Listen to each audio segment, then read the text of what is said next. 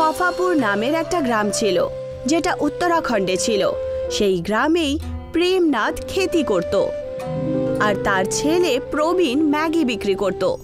এমনিতে তো প্রবীণ ইঞ্জিনিয়ার ছিল, কিন্তু চাকরি না পাওয়ার কারণে ম্যাগির স্টল লাগিয়ে ম্যাগি বিক্রি করত, আর কখনো কখনো খেতি করতে নিজের বাবার সহায়তা করত। আমি তোমাকে তো আগেই বলেছিলাম যে পড়াশোনা বন্ধ করে দাও। জমি জমা সব বাধা দিয়ে আমি তোমাকে ইঞ্জিনিয়ার তৈরি করলাম, আর তুমি এখন কোথাও চাকরিও পাচ্ছ না। কিভাবে আমরা আমাদের জমি ছাড়াবো বলো তো? আরে চাকরি পাচ্ছি না তাতে আমার কি দোষ বলো তো বাবা? আমি তো পুরোপুরি চেষ্টা করেছি চাকরি পাবার। আর এখন তুমি ম্যাগি বিক্রি করছো। শহরে গিয়ে কোনো দোকানে কাজ করো না, আরে সেখানে বেশি রোজগার করতে পারবে। বাবা, নিজের ব্যবসা নিজের হয়। যখন ইচ্ছে হয় দোকান খুলি, কেউ আমায় কোনো কথা বলতে পারবে না, কোনো রকম কথা শোনাতেও পারবে না। সেই জন্যই আমি এই সামান্য একটা ম্যাগি স্টল লাগিয়েছি, বুঝেছো? প্রবীণ আর তার বাবা কথাই বলছিল যে তক্ষুনি সেই গ্রামের জমিদার নিজের ছেলে রবির সাথে চলে আসে আর বলতে শুরু করে, আমি দুজন গাইয়ার সাথে বেশি কথা বলতে চাই না, আমাকে আমার টাকা ফিরিয়ে দাও, আমি এখান থেকে চলে যাব।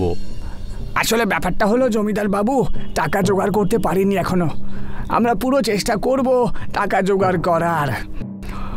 আমি আগে থেকেই জানতাম যে সময় মতো টাকা তুমি দিতে পারবে না, কিন্তু সেটা আমি কখনোই মেনে নেব না। রঘু, এদের বাড়ির সব দামি জিনিসপত্র তুলে নে তো, জুতোগুলো ছাড়বি না, সব কিছু নিয়ে চ। যেমনটা আপনি বলবেন বাবা, এদের অবস্থা আমি একেবারে টাইট করে দেব। রবি তাদের ঘরে জোর করে ঢুকে লুটপাট শুরু করে দেয় আর রাখা সমস্ত জিনিসপত্র বাইরে ফেলে দেয়। বাবা, যদি আপনি বলেন তাহলে ওই ছেলেটার ওই ম্যাগি স্টলটাও নিয়ে নেব। একজন ইঞ্জিনিয়ার হয়ে তুমি ম্যাগি বিক্রি করছো, বলে হারি ছেলে বটে, নিয়ে নে ওর ম্যাগি স্টলটাও নিয়ে নে। না না, এরকমটা করবেন না, আমার ব্যবসা বন্ধ হয়ে যাবে, আমরা বাবা ছেলে না খেতে পেয়ে মারা যাব, এরকম করো না। প্রবীণের এত অনুরোধ করা সত্ত্বেও তার কথা কেউ শুনল না। জমিদার তার ঠেলার ম্যাগি আর ঘরের সমস্ত জিনিসপত্র নিয়ে চলে যায়। পুরো গ্রামের লোকেরা তাদের অপমান করে। হায় ঈশ্বর, আমি তোমার কি ক্ষতি করেছিলাম? কেন আপনি আমাদের মতন গরিবদেরকে অসহায় করে দেন? পড়াশোনা করার জন্য টাকাও ছিল না, জমি বাঁধা দিয়ে দিয়েছি, ভেবেছিলাম চাকরি পাবার পরে সব টাকা ফিরিয়ে দেব, কিন্তু আপনি সেটাও কেড়ে নিলেন আমার থেকে। চুপ হয়ে যা বাবা, চুপ হয়ে যা। মাঝে মাঝে তো মনে হয় যে ঈশ্বর বলে কোনো কিছু নেই। এসব আমার সাথে কি হচ্ছে? প্রবীণ রাগের চোটে পাথর তোলে আর আকাশের দিকে ফেলে দেয়, আর ওই পাথর তার গ্রামের কাছে একটা জঙ্গলে গিয়ে পড়ে যায় আর একটা গাছে রেখে দেওয়া কলসির সাথে ধাক্কা খায়, যার কারণে ওই কলসিটা ভেঙে যায় আর সেই কলসির ভেতর থেকে আত্মা বেরিয়ে আসে। অনেক বছর পরে আমি মুক্ত হয়েছি, প্রায় 300 বছর হয়ে গেল, কিন্তু এই জঙ্গলে তো কাউকে দেখতে পাচ্ছি না। তাহলে এই কলসিটা ভাঙল কে? আমি তাড়াতাড়ি এখান থেকে পালিয়ে যাই, না হলে ওই তপস্বী আমাকে আবার বন্দি করে নেবে। অন্যদিকে প্রবীণ সেই জঙ্গলেই লাকড়ি কাটার জন্য যাচ্ছিল। তক্ষুনি সেই আত্মাটা প্রবীণকে লাকড়ি কাটতে দেখে ফেলে, আর এইটুকু বলে সেই আত্মা প্রবীণের কাছে পৌঁছায় আর বলে, যাই হোক না কেন, মনে হয় এই আমাকে মুক্ত করেছে, কারণ এই তপস্যা আমাকে বলেছিল যে আমাকে মুক্ত করবে আমি শুধু তাকেই দেখতে পাবো, আর ও শুধু আমাকেই দেখতে পাবে। এইটুকু বলে সেই আত্মা প্রবীণের কাছে পৌঁছায় আর বলে, নমস্কার ভাই।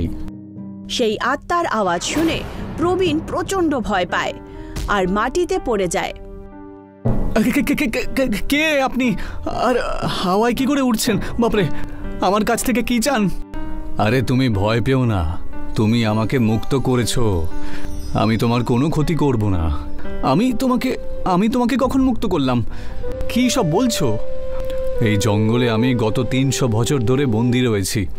আমি যে কলসিটাতে ছিলাম সেই কলসিটাতে তুমি একটা পাথর ছুঁড়ে মেরেছো, আর সেই কারণেই আমি মুক্ত হয়ে গেছি। হ্যাঁ, তখন আমি রেগেছিলাম। আমাকে আমার কাজ করতে দাও, তুমি যাও তো। আরে তুমি আমাকে সব কিছু বলতে পারো, আমি তোমার 2টো মিনতি পূরণ করতে পারি। সত্যি? তাহলে শোনো। প্রবীণ সেই আত্মাকে নিজের সমস্ত কাহিনী শোনায়, ইঞ্জিনিয়ার থেকে জমিদারের লুটপাটের কাহিনী পর্যন্ত। সমস্ত সত্যিটা শোনার পর সেই আত্মা বলে ওঠে, যখন আমিও মানুষ ছিলাম তখন দিনকাল এত খারাপ ছিল না যতটা এখন হয়ে গেছে। ভালোই হয়েছে ওই তপস্বী আমাকে তখন বন্দি করে দিয়েছিলেন, না হলে এইসব বাজে দিনকাল আমায় দেখতে হতো। তুমি কি এর কোনো উপায় বলতে পারো? আর এসব কি আজে বাজে কান্নাকাটি করছো? আচ্ছা তাহলে শোনো, আমি তোমাকে একটা বরদান দিচ্ছি। তুমি এবার থেকে যা চাষ করবে সেটা তোমার ব্যবসার চাষ হবে, বুঝেছো? তার মানে ম্যাগির চাষ? আরে কি আজে বাজে বকছো? তোমার আজে বাজে কথা মনে হচ্ছে। তুমি একটা কাজ করো, এই জমির ওপরে পাথর পুঁতে তার উপরে জল দিয়ে দেখো তো। প্রবীণ ঠিক সেরকমটাই করলো। সেই সময়ই প্রবীণ সেই পাথরটা মাটিতে পুঁতে দেয় আর তার উপরে জল ঢেলে দেয়। তখন তার থেকে একটা গাছ বেরোয় যার মধ্যে ম্যাগি লাগা ছিল, যেটা দেখেও খুব অবাক হয়। এ তো সত্যি সত্যি ম্যাগির গাছ বেরিয়ে এসেছে। আমি তোমাকে বলেছিলাম না? আর অন্য বরদান হলো এটা, যে তোমাকে কোনো ক্ষতি করেছে আজ অবধি সে তোমার কাছে নিজে এসে তোমার পা ধরে ক্ষমা চাইবে সবার সামনে, কিন্তু তোমায় তাকে ম্যাগি খাওয়াতে হবে, তারপরেই এটা সম্ভব হবে, ঠিক আছে? আমার দুটো বরদান তোমার জন্য শেষ হয়ে গেল, এবার আমি আসছি। ধন্যবাদ বন্ধু আমাকে মুক্ত করার জন্য। এইটুকু বলে সেই আত্মা ওখান থেকে উড়ে যায় আর প্রবীণ দুটো বরদান দিয়ে চলে যায়। আর তারপর প্রবীণ নিজের বেঁচে থাকা জমিতে কোদাল চালাতে শুরু করে, আর যেইমাত্র তার মধ্যে জল দেয় সব জায়গায় ম্যাগির গাছ চলে আসে। বাবা, তুমি এসব কি করে করলে? জমিতে এত ম্যাগির গাছ কি করে হতে পারে? ম্যাগির আবার কখনো চাষ হয় নাকি? এখন থেকে আমাদের ভালো দিন আসতে চলেছে, তুমি শুধু দেখতে থাকো ওই বেটা জমিদারকে আমি কিভাবে শায়েস্তা করি। প্রবীণ সেই জমিদারকে নিজের বাড়িতে ম্যাগি খাওয়ার আমন্ত্রণ জানায় আর একটা চিঠি লিখে তার বাড়িতে পাঠিয়ে দেয়। আপনার যদি সাহস থাকে তাহলে নিজের ছেলেকে সঙ্গে করে নিয়ে আমার বাড়িতে আসুন আর নিজের টাকা নিয়ে যান। ওই ভিখারিটার এত সাহস যে ও আমাকে এইভাবে চিঠি লিখে পাঠিয়েছে, ওকে আমি আজকে ছাড়বো না। জমিদার রাগের চোটে ওখান থেকে চলে যায়, আর যেইমাত্র সে প্রবীণ আর প্রেমনাথের বাড়ির কাছে পৌঁছায় সে ম্যাগির খুব ভালো গন্ধ শুনতে পেরে যায়। এত ভালো সুগন্ধ! এই ছেলেটার হাতের বানানো ম্যাগি সবাই খায়, একবার না হয় আমিও খেয়ে দেখি, টাকার কথা পরে বলে নেব। যেইমাত্র জমিদার প্রবীণের বানানো ম্যাগি খেলো সেই আত্মার দেওয়া বরদান সত্যি হয়ে যায়। জমিদারের মাথা ঘোরাতে শুরু করে আর উনি বলেন, আমাকে ক্ষমা করে দাও ভাই, টাকার লোভে আমি অন্ধ হয়ে গিয়েছিলাম, কিন্তু এখন আমি গ্রামের সকলের সামনে তোমার কাছে ক্ষমা চেয়ে নেব, আর তার বদলে তুমি পুরো গ্রামবাসীদেরকে ম্যাগির ভোজ খাইও। আগে এতে আমি রাজি আছি, আমি এমনটাই করব। আর সেরকমটাই হলো। জমিদার সবার সামনে প্রেমনাথ আর প্রবীণের কাছে ক্ষমা চায় আর তাদের জমিন তাদের ফেরত দিয়ে দেয়। গ্রামবাসীরা ম্যাগির খেতি শুরু করে দেয়। ওই গ্রাম এখন ম্যাগির গ্রাম নামে প্রসিদ্ধ ছিল। লোকেরা খুশি খুশি সেখানে থাকতে শুরু করে। মুকুন্দের তাল গাছের বাগান ছিল। ও তাল গাছে উঠে তাল পাড়ত আর তারপর এই তাল ব্যবসায়ীদেরকে বিক্রি করে টাকা রোজগার করত।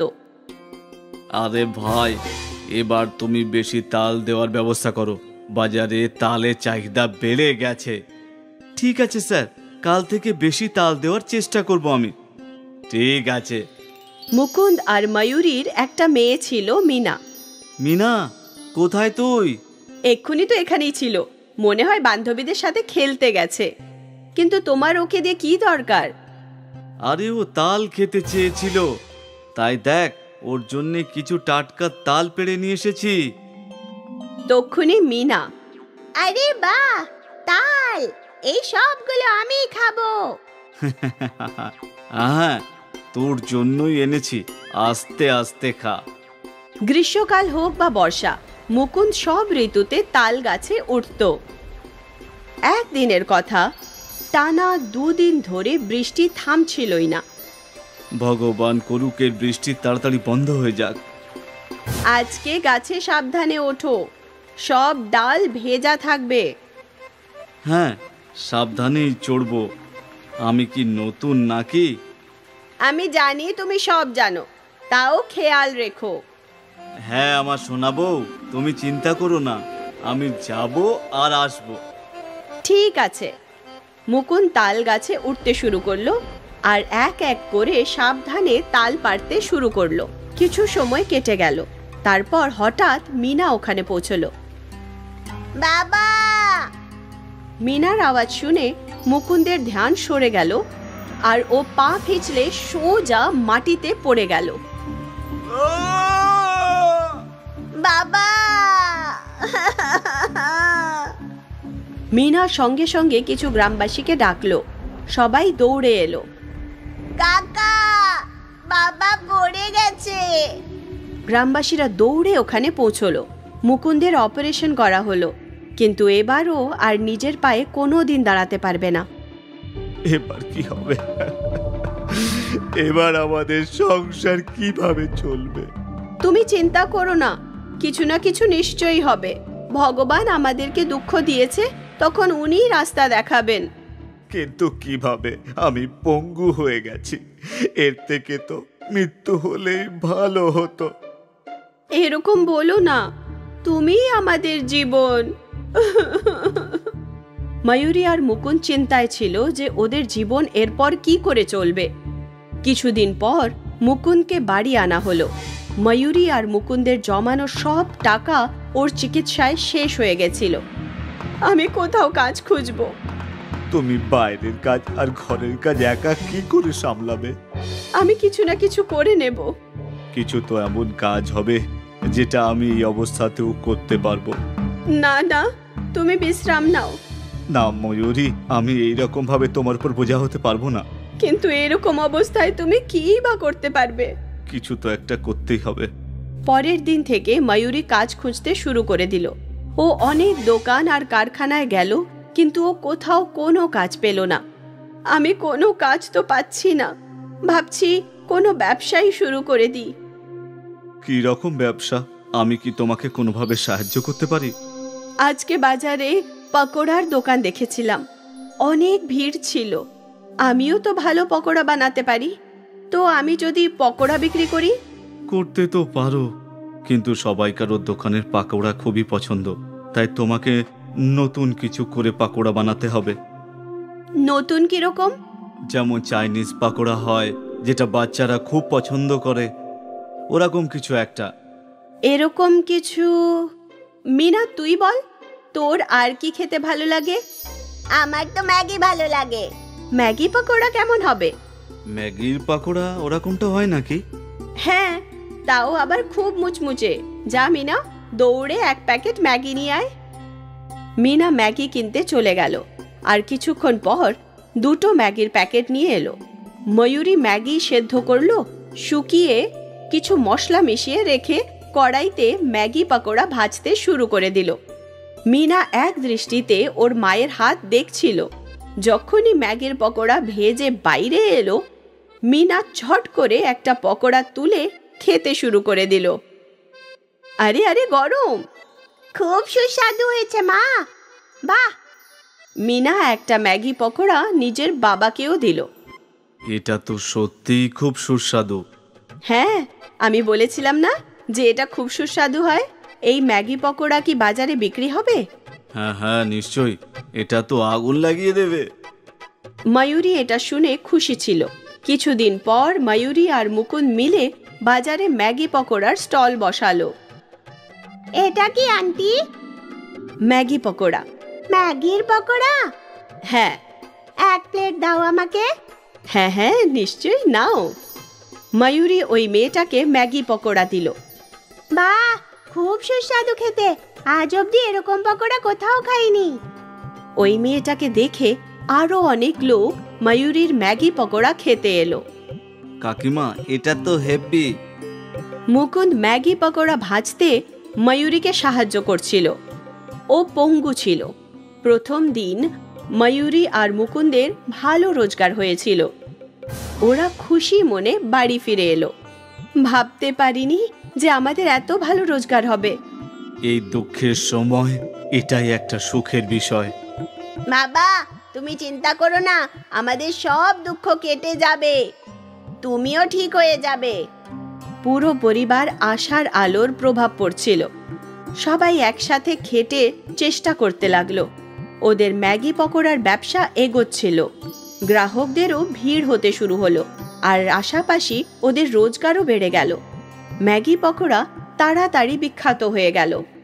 ওদের রোজগার এত বেড়ে গেল যে মুকুন্দের ভালোর থেকে ভালো চিকিৎসা শুরু হয়ে গেল। এই চিকিৎসায় মনে হয় মুকুন্দ আপনি হাঁটতেও পারবেন, কিন্তু সেট অফ সার্জারি করতে হবে। এই চিকিৎসায় আপনার শরীর ভালো রেসপন্ডও করছে। এই খবরটা পুরো পরিবারের জন্য আনন্দের ছিল। 6 মাস পর আজ ময়ূরী ম্যাগি পকোড়ার বড় দোকান খুলল, আর এই আনন্দ মুকুন্দ আরও বাড়িয়ে দিল। আজ অল্প সময়ের জন্যই মুকুন্দ দাঁড়াতে শুরু করলো। এটা আশার সেই আলো যাতে বোঝা যায় মুকুন্দ খুব তাড়াতাড়ি নিজের পায়ে দাঁড়িয়ে পড়বে। আর এগুলো সব এদের একটা ম্যাগি পকোড়ার জন্য হয়, আর পরেও এই ম্যাগি পকোড়া বিখ্যাতই থাকবে। শওকত মিয়ার বিরিয়ানির দোকান ছিল। লোকেরা খুব তৃপ্তি করে ওনার বিরিয়ানি খেত। বা সৈকত ভাই, কি স্বাদ! ধন্যবাদ ধন্যবাদ। বিরিয়ানির স্বাদ ভালো ছিল, এই জন্য ওদের রোজগারও ভালো হতো। শওকত মিয়া প্রতি মাসে 20,000 টাকা নিজের মায়ের হাতে তুলে দিত।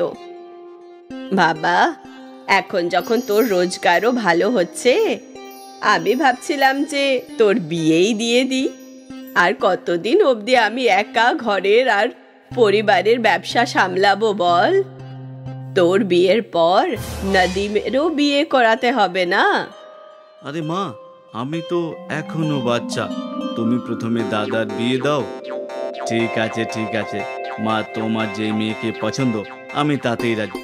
এ তো খুশির খবর, তোমার থেকে আমি এটাই আশা করেছিলাম সৈকত। শওকতের মা ওর জন্য একটা মেয়ে খুঁজে নিল, সানা। সানা শিক্ষিত ছিল আর খাবারও সুস্বাদু বানাতো। কিছু মাস পর শওকত আর সানার বিয়ে হয়ে গেল, আর তারপর সানা সংসারের সমস্ত কাজ সামলে নিল। মা, তোমার হাতের খাবারের স্বাদই আলাদা। হ্যাঁ বৌদি, কিন্তু বিরিয়ানিতে দাদার হাত কেউ ধরতে পারবে না। হ্যাঁ, সে তো ঠিক। এটা তো তখন জানা যাবে যখন আমি ওনার হাতের বিরিয়ানি খাবো। দাদা, আজকে সবার জন্য বিরিয়ানি নিয়ে এসো। ঠিক আছে, নিয়ে আসবো। শওকতের বিরিয়ানি বিখ্যাত ছিল। যখনই ও বিরিয়ানি বানাতো, বিরিয়ানির গন্ধ আশেপাশে ছড়িয়ে পড়তো আর লোকেরা আকৃষ্ট হয়ে চলে আসতো। আরে ভাই, বিরিয়ানি তৈরি হয়ে গেছে নাকি? না দাদা, এখনো 10 মিনিট লাগবে। ঠিক আছে ঠিক আছে, আমি এখানেই থাকবো। গ্রাহকরা তো শওকতের বিরিয়ানির অপেক্ষাই করত। এই অবধি সবকিছু ভালোই চলছিল। এই আমজাদ মিয়া আমার হাতে বানানো ব্যবসা খেতে বসেছে, আমাকে কিছু তো করতেই হবে। আমিও দাম কমিয়ে দেবো। শওকতও বিরিয়ানির দাম কমিয়ে 80 টাকা করে দিল। প্রতিদিন তো এই দোকান থেকে বিরিয়ানি খায়, চল আজকে ওই নতুন দোকান থেকে খায়। ঠিক আছে। অনেক গ্রাহক শুধু নতুন স্বাদের জন্য আমজাদের দোকানে যেতে লাগলো, কিন্তু আমজাদের হাতে আলাদাই জাদু ছিল। একবার যে ওর বিরিয়ানি খেত, সে ওর দোকানে আবার আসতো। কালকে যে বিরিয়ানি খেয়েছিলাম আজকেও সেটাই খাবো। হ্যাঁ নিশ্চয়ই, ওই বিরিয়ানিটাকে কেউ ভুলতে পারবে না। আস্তে আস্তে শওকতের গ্রাহক কমতে শুরু করলো। হয়তো এটা কিছু সময়ের জন্য। আমজাদের দোকান নতুন, তাই লোকেরা ওখানে বিরিয়ানি খেতে যাচ্ছে। কিছুদিন পর আমার গ্রাহক ফিরে আসবে। শওকত নিজেই নিজেকে এটা বোঝানোর চেষ্টা করলো, কিন্তু ব্যবসায় লস ওকে চিন্তায় ফেলে দিয়েছিল। এখন বাড়িতেও ও সবসময় চিন্তিত থাকতো। কি হয়েছে শওকত, তুই কি নিয়ে এত ভাবছিস? কি আর বলবো মা, আমার দোকানের সামনে আরো একটা বিরিয়ানির দোকান হয়েছে। আস্তে আস্তে আমার সমস্ত গ্রাহক ওখানেই যাচ্ছে। এইরকম চলতে থাকলে একদিন আমাকে দোকান বন্ধ করে দিতে হবে। এরকম কিচ্ছু হবে না বাবা, ওপরওয়ালা আছে তো, হয়তো এটা কদিনেরই ব্যাপার।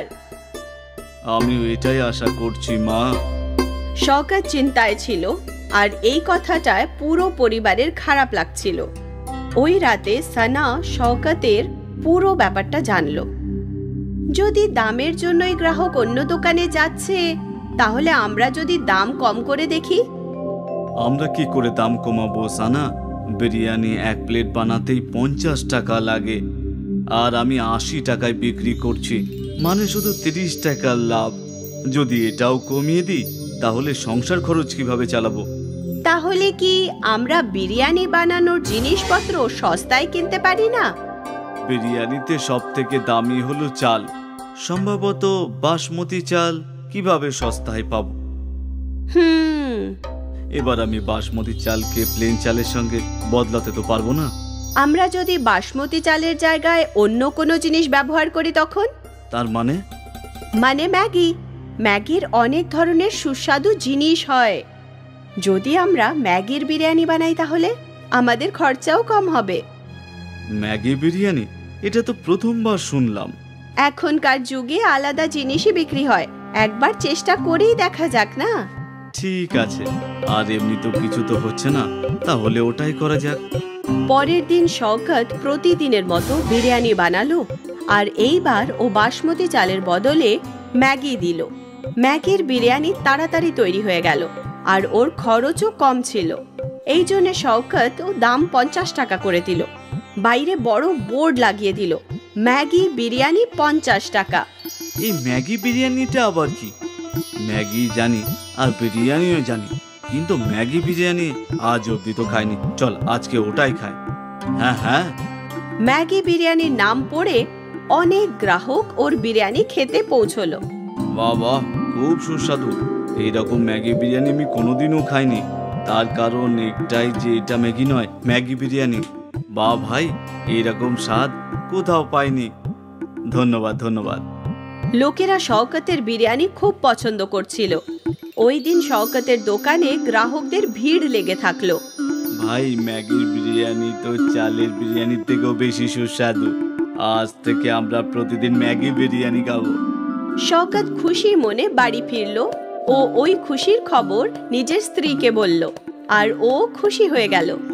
ওই মাসে শওকতের অনেক ভালো রোজগার হলো। মাসের শেষে শওকত নিজের মাকে 40,000 টাকা দিল। এত? হ্যাঁ মা, সানার ম্যাগি বিরিয়ানির আইডিয়া কাজ করেছে, দ্বিগুণ রোজগার হচ্ছে। আরও একবার শওকত খুশি থাকতে লাগলো। ওর সমস্যার সমাধান হয়ে গেছিল, কারণ ওর রোজগার বাড়তে লাগলো। ম্যাগি বিরিয়ানি বিখ্যাত হয়ে গেছিল।